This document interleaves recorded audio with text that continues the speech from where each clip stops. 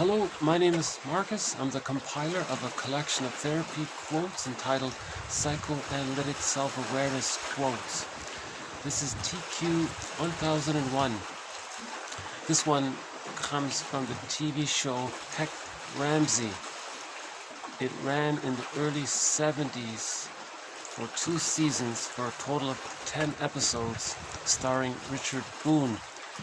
In one of the episodes, one of the characters says the following. She says, quote, "The past is to be remembered, but not to be lived as the present," unquote. Again, the past is to be remembered, but not to be lived as the present. This is a good quote, I think, regarding not living in the past or bringing too much of the past in the present. Okay, so one of the theories about mourning a loss is that one lived the past and it was a positive experience, and when the past experience is over, there's gratitude and they can let it go. If the past experience was problematic, then the person holds on to it thinking he needs to master that past experience. Right? So one of the main threads that we have in this series is based on Rinsley's quote. He says, "Splitting precludes mourning." So just briefly, once again, the child creates 2 images of his mother in the beginning, good mother, bad mother. So it's a very, so the child is ingenious to think that way, to deal with the anxiety of when the mother is unavailable, right? The child thinks that's not his mother, that's some bad person. When the mother is available, the child thinks, oh good, here's good mother. So the child temporarily creates the idea that there are 2 people. The one he loves, the mother, and the bad mother as someone else. By the age of 3, this gets all resolved and everything's okay. But if, in the case when the experience with the mother is too frustrating for the child, he continues to use that splitting defense mechanism. And if this doesn't get resolved by the age of 5 at the latest, that means he's still holding on to that past difficult memory. Okay, now splitting precludes mourning. So the theory is the child needs a secure attachment style that allows the child to see the mother as a whole person. When the child sees the mother as a whole person, that means the positive experiences outweighed the frustrating experiences. Okay. So when the love outweighs the frustration, the split images come together, splitting is resolved. That's called whole object relations. Whole object relations is a requirement for mourning. This is a key theoretical concept in object relations theory. If whole object relations doesn't take place, that means the splitting defense mechanism is still there. That means the person is dealing with the painful memories of the past, and he can't let go of the past because the child can't move on. The child needs enough love to go through the phases of the separation individuation process, from symbiosis to differentiation, to practicing, to the rapprochement phase, to whole object relations, and then by the age of 3 he achieves what's called ontological security, or internalized holding. He's internalized a good object, a holding object, so there's a sense of basic trust. He has a sense of self, sometimes called ontological security. At that point, the child's life energy, the life force, can connect to his representation, his self-image of himself. And that's, Mahler calls that the psychological birth. Okay? So with the psychological birth, the child's life force is connected to himself. So if the person experiences a loss later on, he has that inner security to let go of a positive experience. You see, if too much of his life force is overly attached to the frustrating mother, the psychic structure is that his life force is attached to this past first person. The person cannot mourn a loss if he feels like he's going to mourn someone he still needs. If the child still needs the mother, he can't let go. So that's sort of the setup of why a person doesn't mourn later on. So in the quote from the TV show Hec Ramsey, the past is to be remembered, but not to be lived as the present. That quote maybe kind of summarizes the whole issue. Right?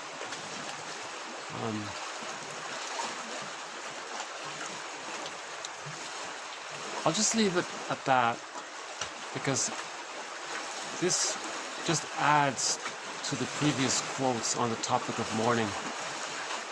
And if one, collects all the little quotes on that topic, it should make more sense by now. It's hard to encapsulate the whole theory of mourning in one quote. Each one just adds a little bit to it. So by the way,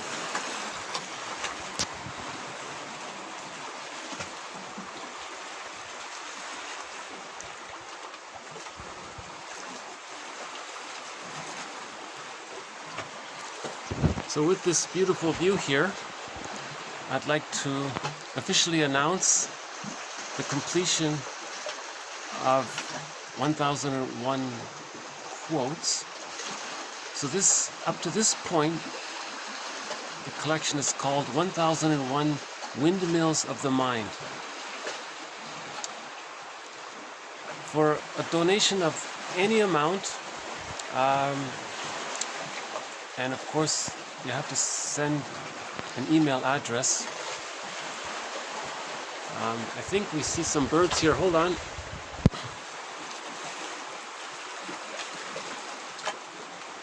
Okay. I couldn't make them out. So for a donation of any amount, and of course you have to send an email address, you'll get the collection 1001 Windmills of the Mind. This is a unique collection, as mentioned in the GoFundMe page. This is, to the best of my knowledge, only the second collection ever compiled of psychoanalytic quotes. The first was done back in 1990 by Gregory Bauer. It's a very good collection. It's in a hardback book. There's also a digital version of it. Okay.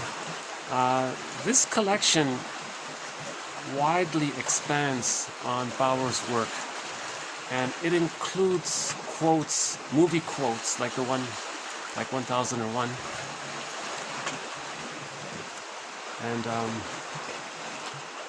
And I think this collection covers more topics than what Bauer was able to cover. And I think overall this collection, I would say, has a little bit less jargon. A little bit, it's like Robert Bly says, forgive psychology for its jargon, just forgive it. So there is a fair amount of jargon in this collection, but I think if someone does follow it, Robert Bly says, study psychology for 10 minutes every day. So I think if someone does spend 10 minutes a day on this collection, for example, the jargon will be, I think, will be fairly clear. I have one book recommendation. It's a cartoon. It's a comic series called Psychoanalysis from the 50s, 1955, I think.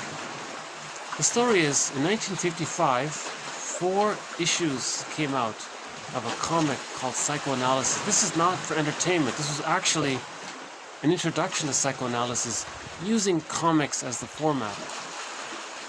That's the best introduction to psychoanalysis that I can think of. It's recently been reissued, and there's now a digital version of it. That's the best introduction. It covers 3 characters. The first character, there are 3 episodes with a guy named Freddie Carter. There are 4 episodes with a young woman, and there are 5 episodes with a guy named Mark Stone. That's an interesting one because he's sort of the poster boy of what's traditionally called toxic masculinity. He doesn't care. Total classic narcissist, cares about himself, no empathy, cold-hearted, that kind of. That's a very good coverage of this character. 5 episodes are covered in this book, Psychoanalysis. So I highly recommend this book, either the digital version or the online version.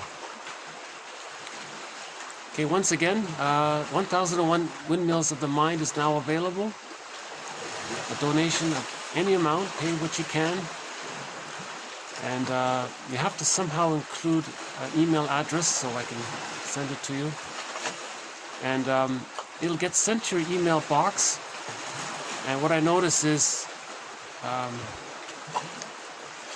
either all of the quotes will appear in your email box, or a portion of it will appear, and then there'll be a link provided. And the link sends you to the complete collection. Right.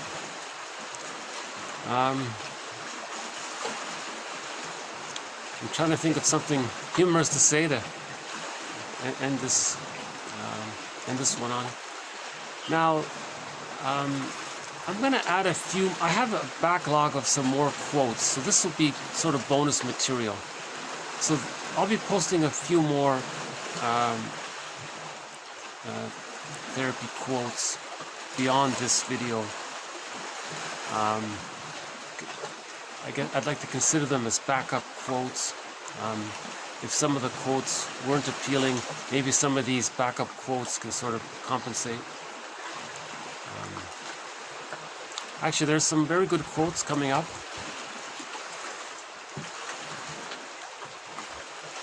What else? Well, I guess I'll just pause it here. And thank you in advance. And okay, once again, so thank you. 1001 Windmills of the Mind is born. Bye for now.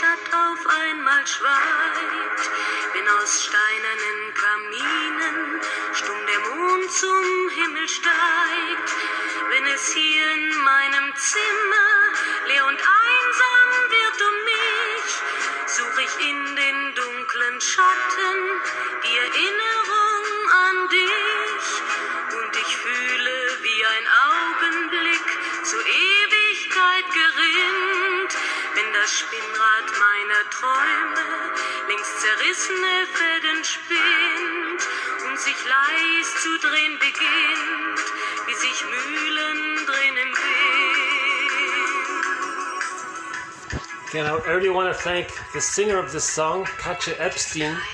This is her cover rendition of Windmills of the Mind, the song Windmills of the Mind. And I'm naming this collection after Katja Epstein's rendition of this song. It's a wonderful rendition. Barbara Lewis also sings a wonderful rendition of this song. But this one's my favorite.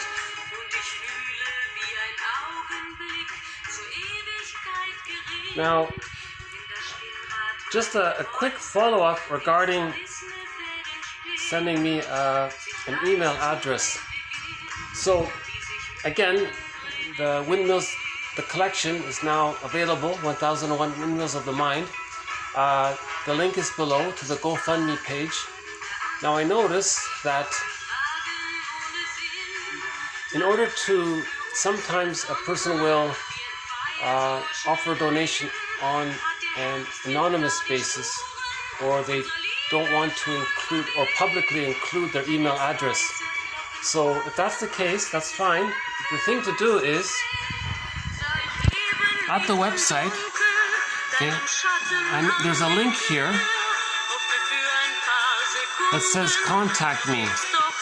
So here, if you make a donation, hit the contact button, okay, and include your email address here. And this is not public. And then that way I'll have your email address and I'll send you the collection. And the collection looks like this. Okay, 1001 Windmills of the Mind, Psychoanalytic Psychotherapy's Greatest Hits. Okay, Psychoanalytic Self-Awareness Quotes. Through the fog, see the flowers. So that's the opening quote. Now, actually, this collection includes more than 1001 quotes. So so there's a lot of bonus material in this collection. Okay. So I'll just scroll down a little bit. So as you can see, most of these quotes comprise 1001 Windmills of the Mind. Now, a few of them are not counted as a TQ quote, but they're in as backup material. So you can see there's a fair bit here.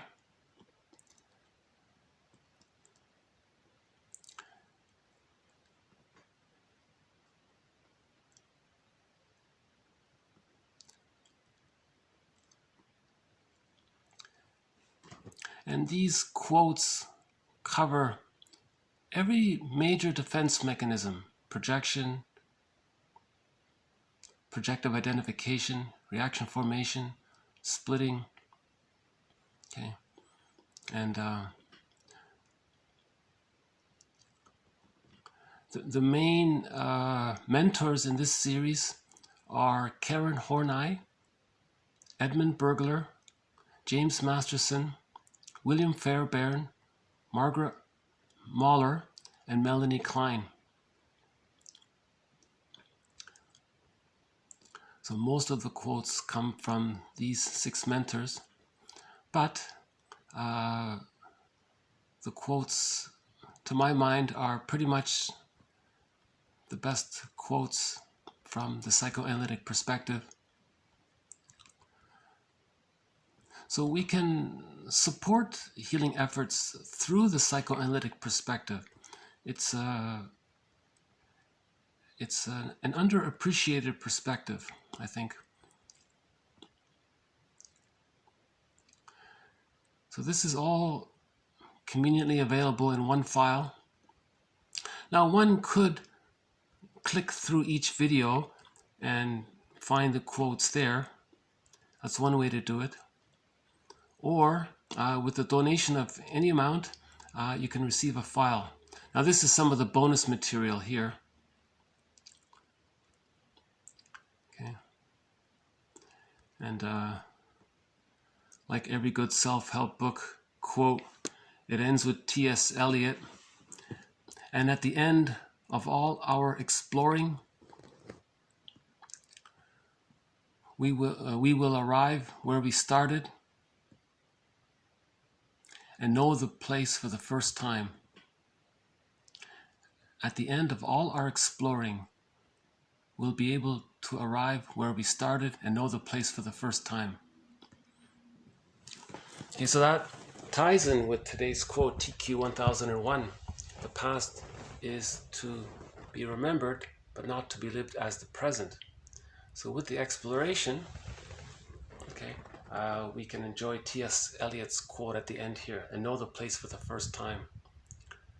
Okay, you know, Karen Horney, at the end of her life, she talked about linking psychoanalysis with meditation, because meditation promotes living in the present, being present, and psychoanalysis is to help one mourn the past so that one can live in the present.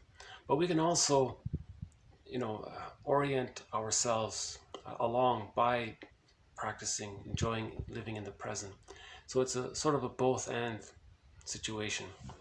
So I think Karen Horney was on the right track to combine psychoanalysis and meditation. Right.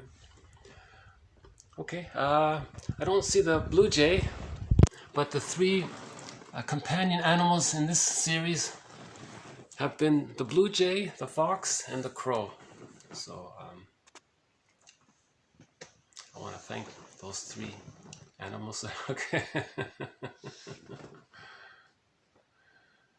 Okay, so once again, this has been TQ 1001 and the completion of the collection 1001 Windmills of the Mind, now available by donation and in the contact box on the GoFundMe page. Please just send an email address. It can be all anonymous, that's fine.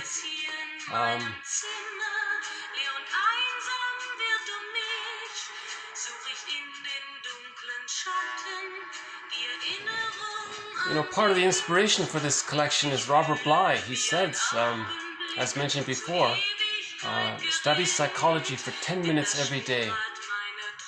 Forgive psychology for its jargon. Just study it for 10 minutes every day. And this collection is reflects that effort. And now Melanie Klein says, integration is never complete. We're always re-owning parts of ourselves that we disowned in childhood.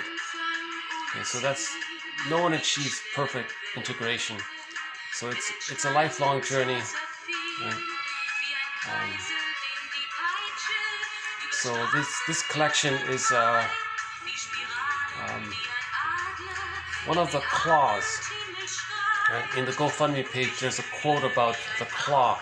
So this collection is like a claw to help get a grip on understanding what happened, understanding psychic structure, understanding how we live in two worlds, the inner world, the internal object relations world, and our interpersonal world, and how our inner world filters how we see the present world with the positive intention of letting us know our internal object relations world. Once we heal the internal object relations world, we then can live in the present more easily, rather than dwell in the past or live the past as if it were in the present, right? So, yeah, Melanie Klein, major contribution in this series. She taught us about splitting and projective identification and about the positions, very important. Fairbairn talks about the endopsychic structure. Right? And Margaret Mahler, separation individuation process. Masterson brings it all together. Karen Horney offers the humanitarian felt sense of it all. And Edmund Bergler, he's the wild man in all this. He speaks very directly, and there are many of his best quotes are in this series. In fact, this collection, to my knowledge, is the only collection that offers the best quotes from Edmund Bergler. So thank you very much. Bye for now.